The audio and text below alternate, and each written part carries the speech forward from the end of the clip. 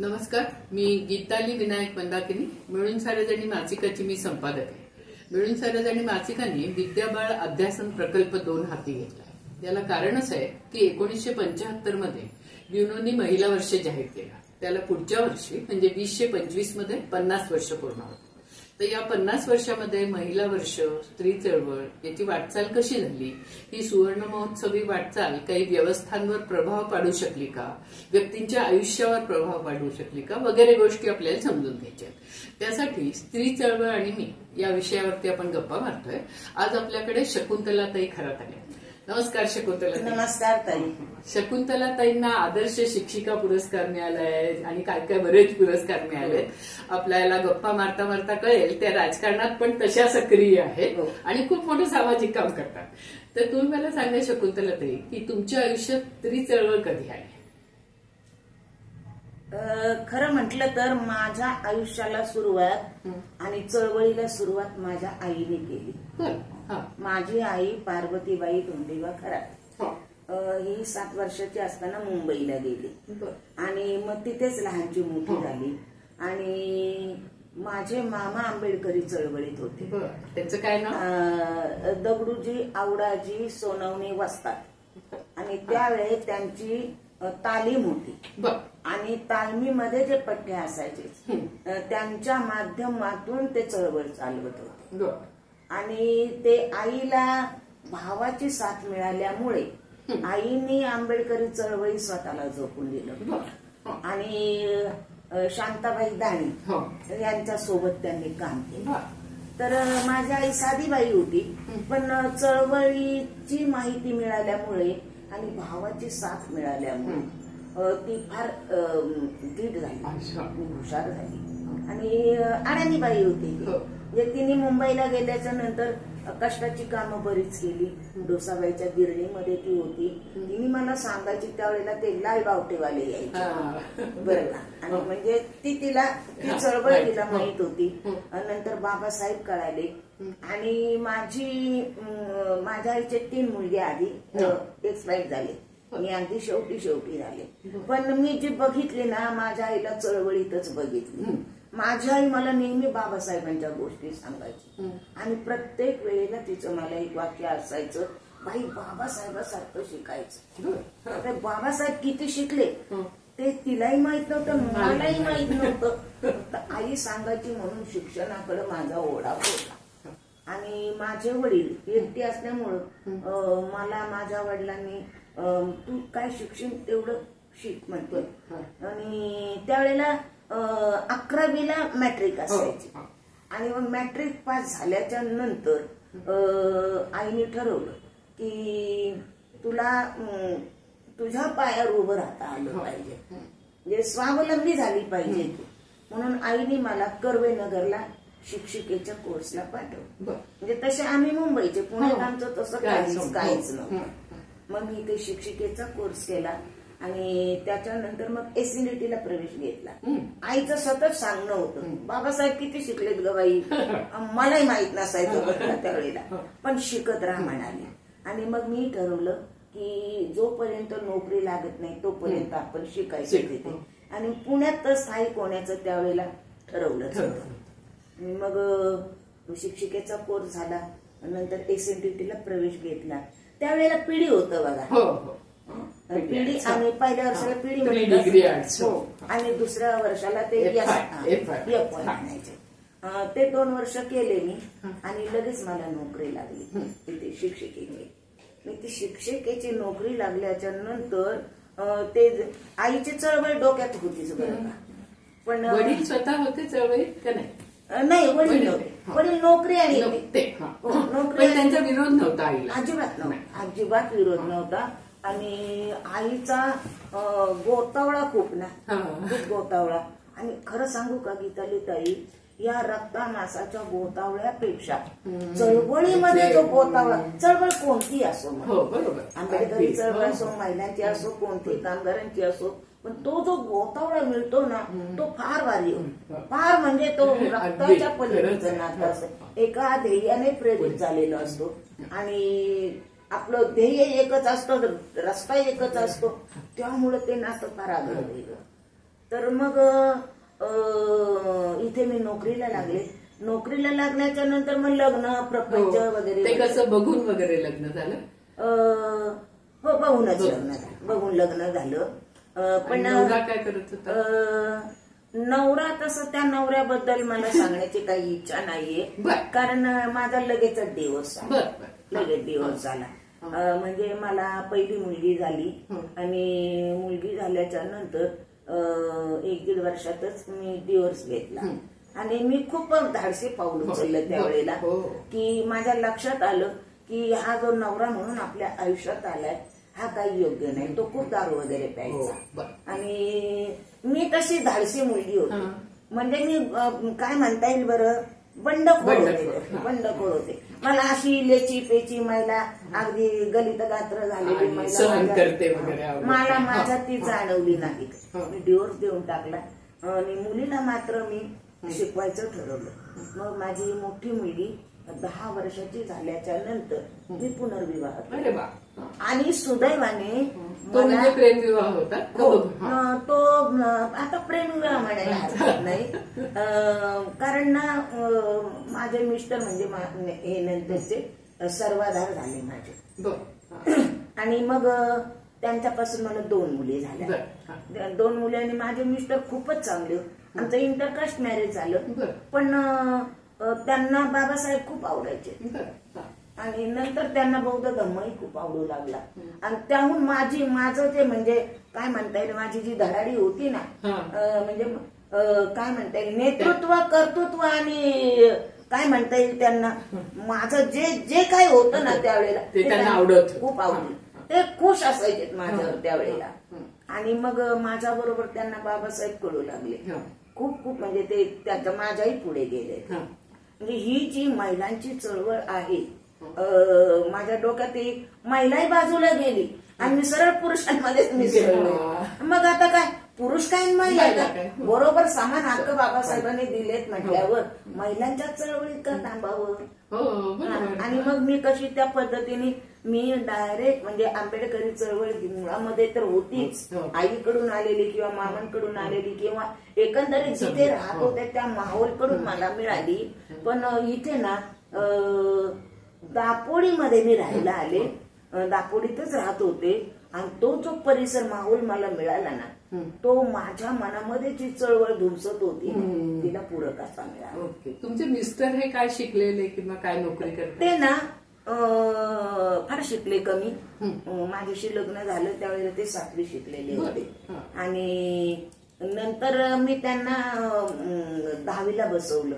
ते 10वी पास झाले. म्हणजे माझ्या मार्गदर्शनामुळे ते 10वी पास झाले. 10वी पास म्हटल्यावर ते आधी क्लीनर म्हणून काम करत होते दुसऱ्याच्या गाडीवर. पण त्यांच्या डोक्यात होतं की स्वतःची गाडी घ्यायची आणि त्यांचं गाडी चालवणं फार छान होतं. पण घ्यायची कशी, मग कर्जानेच घेतली ना. मी त्यांना पाठिंबा दिला. त्यांनी पहिली गाडी घेतली, म्हणजे तो छोटा ते म्हणतात ना 307 मेटाडोर, तो घेतला आणि त्यांनी तो धंदा सुरू केला. पण इतके कष्ट केले ना त्यांनी विचारू नका. आणि त्यांचं मला सहकार्य असं की मला सकाळची शाळा असायची आणि या छोट्या छोट्या मुली, 2 मुली. मोठी मुलगी ती 6वीला असताना मी कर्वेनगरला तिला ठेवली. माझ्या लक्षात हे आलं, या 2 मुलींच्यामुळे हिच्या शिक्षणावर हल्ला रडायला लागली घेवायला. काय झालं सांभाळीला, तिचं हे नको शिक्षणावर, म्हणून मी तिला कर्वेनगरला, त्यावेळेला कुंदाताई होत्या बघा, कुंदाताईने प्राधान्याने तिला तिथं हे दिलं आणि ती तिथं राहिली. मग या 2 मुलींना सांभाळायचं आणि पुन्हा चळवळीत काम करायचं. मी मुद्दा बाजूला आला का? नाही, बरोबर आहे. तर तेव्हा म्हणजे तुमचे सासू म्हणजे यांचे आई वडील वगैरे पण एकत्र राहत नाही, सगळे वेगळे वेगळे होते त्यावेळेला. पण सासू सासऱ्यांना मी खूप आवडायची.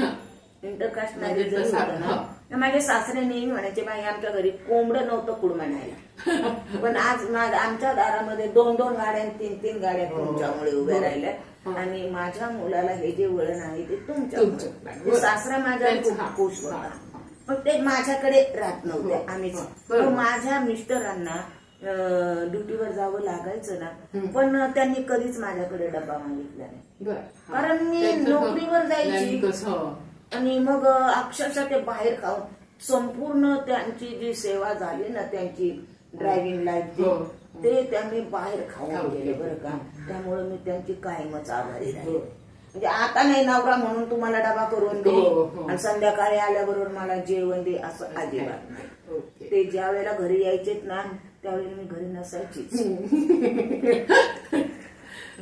सामाजिक कामाच्या याच्यात तुम्ही कशा कशा पडत गेला, म्हणजे कसं कसं काय काय केलं सामाजिक काम? आता कसं बरं, एक तर तुम्ही शिक्षिका म्हणजे मोठं काम केलं, कारण तुम्ही इतक्या जणांच्या पालक असता, तिथे तुम्ही तुमचे विचार सांगितलेच असते, आणि बाहेर जाऊन सामाजिक काम. माझं बाहेरचं काम शाळेतूनच सुरू झालं. माझे सगळ्यात मोठे गुरु माझे विद्यार्थी. माझा एक छंद असायचा, माझ्या वर्गात जेवढी मुलं असतील ना त्यांना घरभेटी द्यायची. माझी निम्मी सर्व्हिस मुलांना शिकवण्यात गेली आणि निम्मी मुलींच्या शाळेमध्ये. पण मग ते त्यांच्या घरी जायची आणि घरी जाण्याचा हेतू हा त्या मुलाच्या घरातली काय परिस्थिती आहे ते मला समजून घ्यायचं. माझी अखंड गीतालीताई सर्व्हिस झाली ना या पद्धतीनेच बरं का. 32 वर्ष सर्व्हिस झाली, पण शेवटपर्यंत मी सर्वांची घरभेटी घेतली, सर्वांच्या. आणि त्याच्यातून मला हे कळायचं की या मुलाला शाळेमध्ये ट्रीटमेंट कशी द्यायची आपण, हे कळायचं. आणि एकंदरीत माझ्या हे लक्षात आलं की प्रत्येक मुलाच्या घरी स्लम एरिया असतो, नगरपालिकेत स्लम एरियातलीच मुलं, तो बाप दारू पिणारा आणि आई धुण्या भांड्याची कामं करणारी, तो बाप घरी येऊन दारू पिऊन आईला शिवीगाळी करणार, तिला मारहाण करणार, हेच त्याचे संस्कार. आणि त्या बाईने तो मार खायचा आणि ती 2-4 मुलं आहेत, नवरा कसं सोडू म्हणून तिने तिथंच राहायचं. तर हे सगळं माझ्या लक्षात आलं. आता तुम्हाला हे कळेल की मी म्हणजे सामाजिक क्षेत्र माझं मला टर्निंग पॉइंट कुठे मिळाला जास्तीत जास्त, म्हणजे महिला बचत गट वगैरे वगैरे हे तर आलं. मुलांना सुद्धा निराधार मुलांना मी वसतिगृहामध्ये स्वतःच्या पैशाने खर्च करून तेही केलं. पण मी ते घरभेटी घ्यायला चालले होते.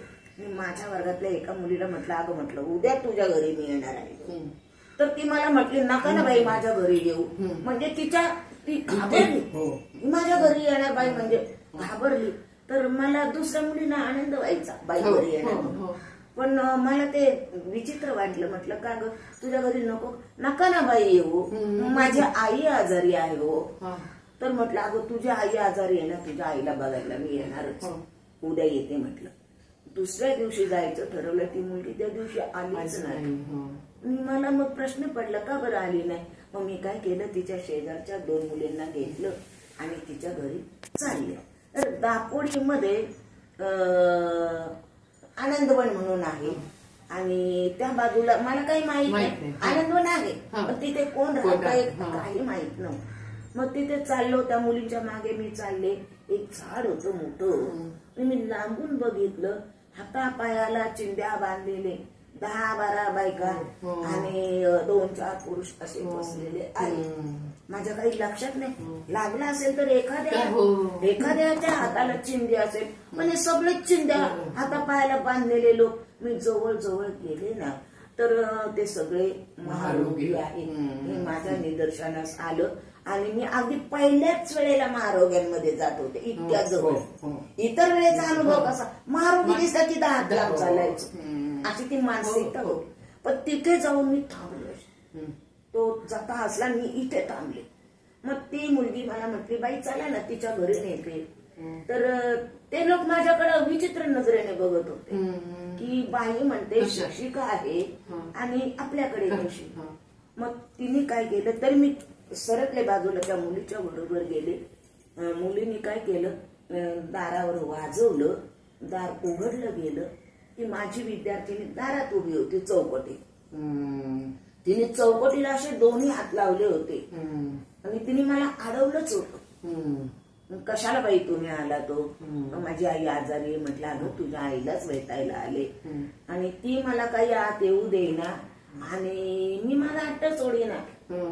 मग मी काय केलं, वरची पायरी चढले, त्याच्यावरती तिला बाजूला सरकवलं, घुसल्या आतमध्ये. घुसल्या म्हणजे घुसखोरी पहिल्यापासून आहे बरं. माझ्या मुद्द्यावर जर मी टाक की मी घुसणार ते. आणि आतमध्ये गेले तर अंथरून टाकलेलं होतं, डोक्यापर्यंत पायापासून पांघरून घेऊन कोणीतरी झोपलं होतं. मी म्हटलं कोण झोपलंय ग? माझी आई झोपली. पण त्या मुलीचा चेहरा पांढरा पडला होता. ते तिच्या मनामध्ये ही भीती होती की अरे बाईंना कळणार आपण महारोगी आहोत आणि बाई मग आपल्याला वर्गात बसू देतात की नाही, अनेक प्रकारचे तिच्या मनात भय होतं. मग मी तिच्या आईच्या तिथे जवळ बसले आणि म्हटलं आता या झोपल्यात, काय करावं, उठवावं की नाही. पण आता गेले होते तर मी हळू त्यांच्या तोंडावरचं पांघरून असं पांघरून काढले, एकदम मागे सरकले मी. म्हणजे इतकी मला भीती वाटली ना की तो जो चेहरा दिसला ना, त्यांचे ओठ जडलेले होते, नाक संपूर्ण गेलेलं होतं, ते प्रथम दर्शनी डोळे विद्रुप झालेले होते, हे संपूर्ण चेहराच विद्रुप झाला. मी एकदम मागे सरकले बरं. आणि माझे एक विशिष्ट म्हणजे दर्प म्हणजे अतिशय घाणेरडा वास आला. मी एकदम मागे सरकले आणि त्या बाईने माझ्याकडे बघितलं, तिने पुन्हा तोंडात ती सुद्धा घाबरली. म्हणजे की दुःख बघा कसं असतं की आपलं दुःख बघून कुणी घाबरेल का, किंवा आपल्याला डोळ्यात दिसतं ना काहीतरी कणव म्हणा किंवा जे काय असेल ते, की आपल्याला तुच्छ लेखतील का, आपल्या मुलीला शाळेतून काढते, ही भीती, अनेक प्रकारची भीती. आणि मी पहिल्यांदाच हे दृश्य जवळून बघितलं म्हणून मी घाबरले. काहीच बोलले नाही कुंदबाई. मी उठले आणि गुपचूप पायऱ्या उतरले आणि तशी ताड घरी आले बरं का. पण इतकी सुन्न झालं होतं ना माझं मन, म्हणजे खूप काही सुचत नव्हतं मला. हातपाय धुतले, तोंड धुतलं, फ्रेश होण्याचा पुष्कळ प्रयत्न केला. मी जेवलेही नाही आणि मला सारख्या त्या मुली आठवायला लागल्या. पुष्कळ मुली होत्या माझ्या वर्गात. म्हणजे मी त्यावेळेला दुसरी पिढी शिकवत होते. त्या महारोग्यांची एक मुलगी माझ्याकडे होती आणि तिला अशी दुसरी पिढी शिकत होते.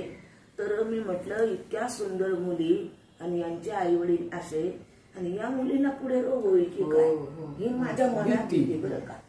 आणि मला खूप वाईट वाटलं. मग 7-8 दिवस मी त्याच विचार, वर्गात जरी गेले ना तर त्या मुली यायच्या नाहीत, मला कळायचं आली नाही.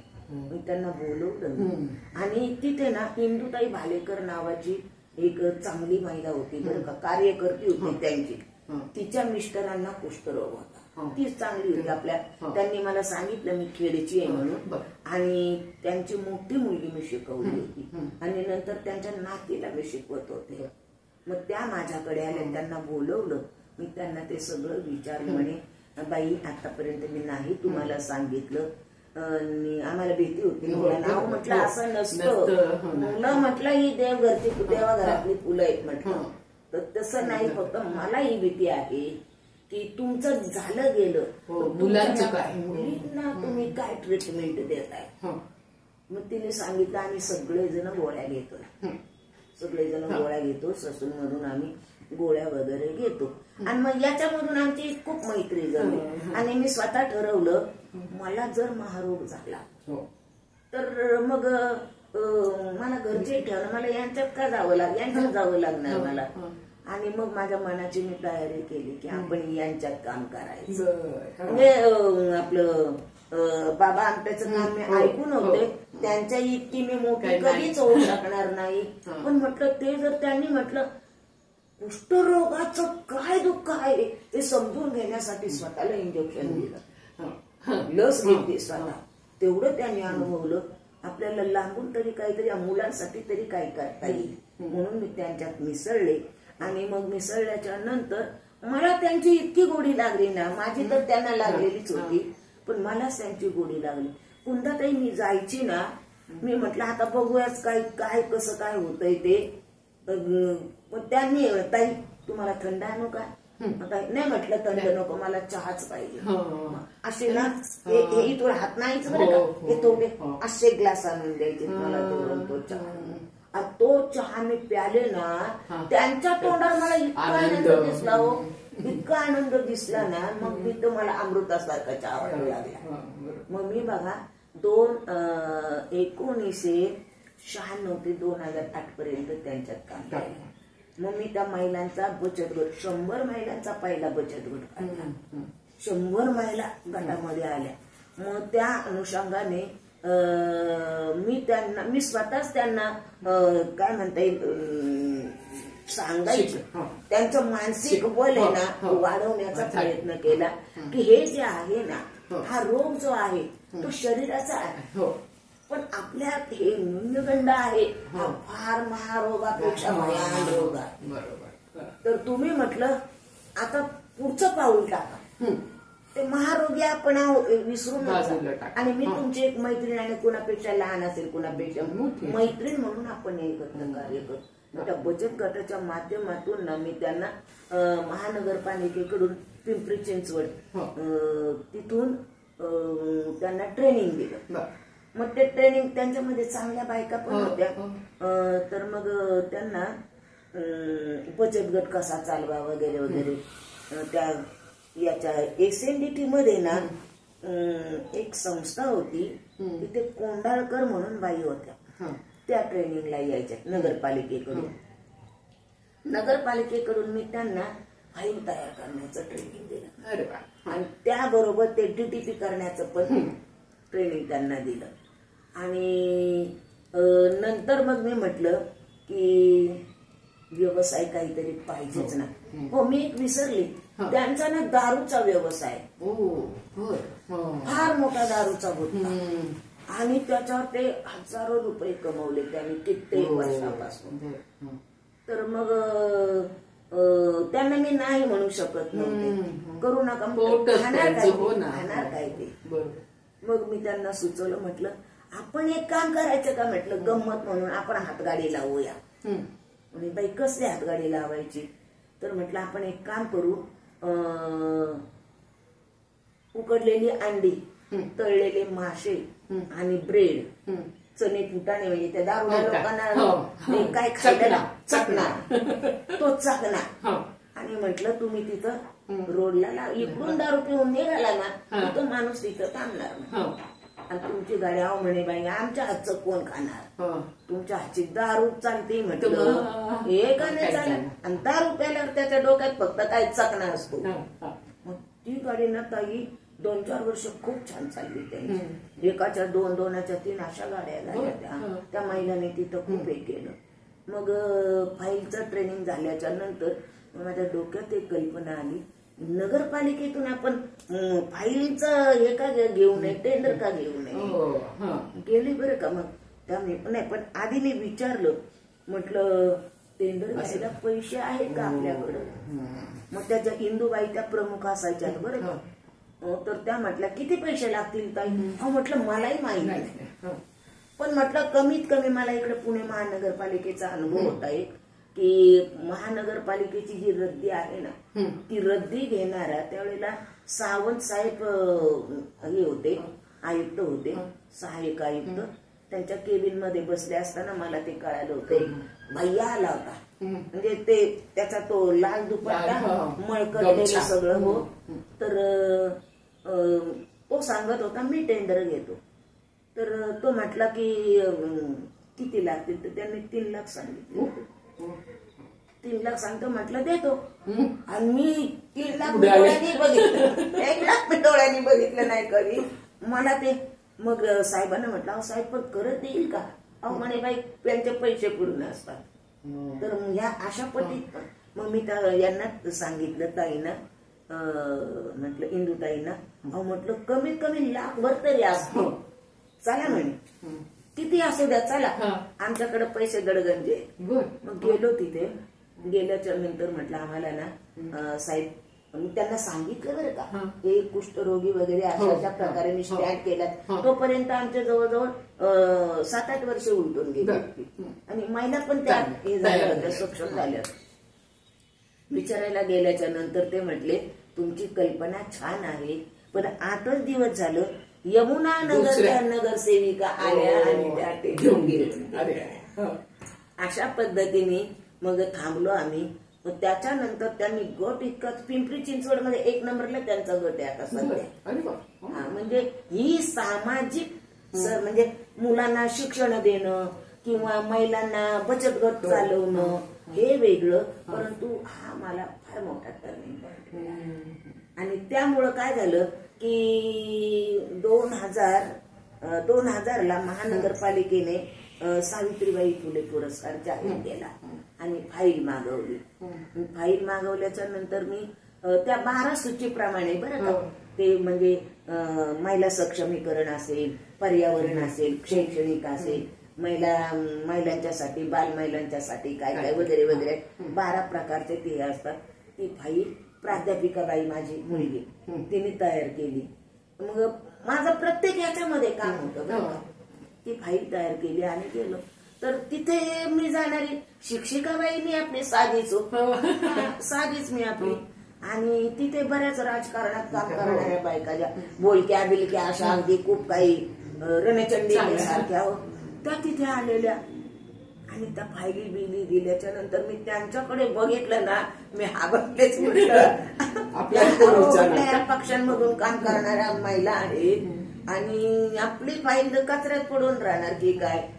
पण मिळालं तुम्हाला ना तोच प्रथम वर्षी प्रथम पुरस्कार. मस्त. आणि मग तुम्ही अकोलेमध्ये कसा गेला? अकोल्याचं असं झालं की अकोले म्हणजे माझ्या वडिलांचं गाव आणि दगडा मातीचं घर. आणि प्रत्येक वर्षी मी जायची सुट्टीला. कधीतरी आई वडील नव्हतेच, पण डॉक्टर बाबासाहेब आंबेडकरांची जयंती असली की लोक आवडीने बोलवायचे प्रमुख पाहुणे म्हणून. आणि गेल्याच्या नंतर मग त्यावेळेला माझ्या मुलींचं लग्न झालं होतं, दोघींचं. दोन्ही जावई पण बरोबर होते. आणि तिथे गेल्याच्या नंतर वडिलांचं ते पडकं घर बघून माझ्या डोळ्यात पाणी आलं. आणि मग प्राध्यापिका बाई म्हटली, बाई रडू नकोस, तुझ्या वडिलांचं दुरुस्त करूया. आणि मग त्या पद्धतीने ते घर वगैरे दुरुस्त केलं. आणि मग मला ते हेच असायचं ना, कुठे काम करायला मिळेल तो शोध घेत होते मी. आणि गावामध्ये मग मी विचारलं, म्हणजे जे बुजुर्ग मंडळी होती, आदिवासी भाग तो का? आदिवासी पूर्ण अकोले तालुका आदिवासी पूर्ण. आणि ठाकर वस्ती गावापासून 3.5 किलोमीटरवर आहे. आणि त्यावेळेला मला चालता येत होतं, पळत होते अक्षरशः. आणि मग तिथे गेले मी ठाकर वस्तीला बचत गटाला. माझ्या आधी तिथे बचत गट होते बरं का. आणि त्यांचा एक बचत गट होता. मला ना त्या बचत गट काढणाऱ्या बाई होत्या ना, अडाणी बाई होत्या, आमटे बहादर, पण धाडशी होत्या त्या. मग मी त्यांना जास्त मार्गदर्शन केलं. तिथे गेले मी. तिथे गेल्याच्या नंतर माझ्या लक्षात आलं की इथे खूप गरज आहे आपली. मग त्या महिलांचं म्हणून कुंडात आपलं गीताली ताई, मला तिथे म्हणजे वाटलं की इथे खूप संधी कामाला आणि इथेच आपली गरज आहे. ज्या मूलभूत गरजा आहेत ना, मग पाणी असेल, रस्ता असेल, त्यावेळेला लाईटही नाही अशी अवस्था हो. आणि जंगल, सगळे जंगल झाडी, वाघ येतात अशी अवस्था तिथे. आणि संपूर्ण अडाणी समाज. म्हणजे अक्षरशः मी गेले ना त्यावेळेला त्या बायका माझ्याशी बोलायला घाबरत होत्या, काय बोलावं असं. मी त्यांच्याशी अशा पद्धतीने मी प्रत्येक 8 दिवसाला तिथे जाऊन भेटी गाठी देणे. आणि आपण आपल्याला मैत्रिणी गोळा कसे करायचे हात आहे आपला. आणि मग ते तिथे माझी मैत्री झाली चांगली. आणि मग त्या गरजा माझ्या लक्षात आल्या. मग मला वाटतं काहीतरी 2010ला मी बचत गटाच्या माध्यमातून 100 महिलांचा मोर्चा काढला अकोल्यामध्ये, तहसीलमध्ये. आणि त्या 100 महिलांच्या माध्यमातून तिथे इतकी छान बाजू मांडली ना. आणि खूप पत्रकार तिथे आले होते. आणि मला माहित आहे शासन संपूर्ण दिसून आहे. खरं सांगू का, मला शासनाचा अतिशय वाईट अनुभव आहे. आणि आपले अर्ज कचऱ्यात जाणार हे माहित होतं. पण महिला तर घराबाहेर पडल्या ना. हा. महिलांना कळालं की आपल्याला बोलता येतं, आपण कुणीतरी आहोत, आपण गाव सोडून तालुक्यात जाऊ शकतो, हे त्यांना कळालं. आणि मग तिथे महिला दण बोलू लागल्या. कुंडाताई आता खराब बाईची म्हणजे शिक्षिका असल्यामुळे ना शिकवण्याची आम्हाला खूप अभिमान आहे माझ्या वक्तृत्वाचा. त्या महिला तिथे इतक्या बाजूला थांबलो, इतक्या दणात दण बोलत होत्या ना, तुमच्या सरकारला आम्हाला आग लावायची आहे का, आम्हाला पाणी का तुम्ही देत नाही, आम्ही माणसं नाहीत का. आणि मग एकीने दारूचं सांगितलं की आमच्या गावामध्ये असं दारूचं हे आहे आणि साहेब तुम्ही या. तो अधिकारी तिला काय म्हणाला, मग तुमच्या गावात आहे ना तुम्ही करा ना. ती बाई त्याला म्हटली मग तुमची नोकरी कशासाठी, तुम्ही पोलीस कशासाठी आहात. म्हणजे इथपर्यंत महिला गेल्या आणि त्या महिला इतक्या सक्षम झाल्या. म्हणजे अशा पद्धतीने तिथे ते मोर्चे जवळजवळ 2010, 12 आणि 14 आणि मग 14ला माझ्या लक्षात आलं की आपण इथं किती या पद्धतीने काम केलं तरी याचा उपयोग होणार नाही. मग तुम्ही उपसरपंच झाला? नाही, मग मी ना 2014ला त्यावेळेला सकाळ तनिष्का प्रतिष्ठान मग ते तिथं स्थापन केलं.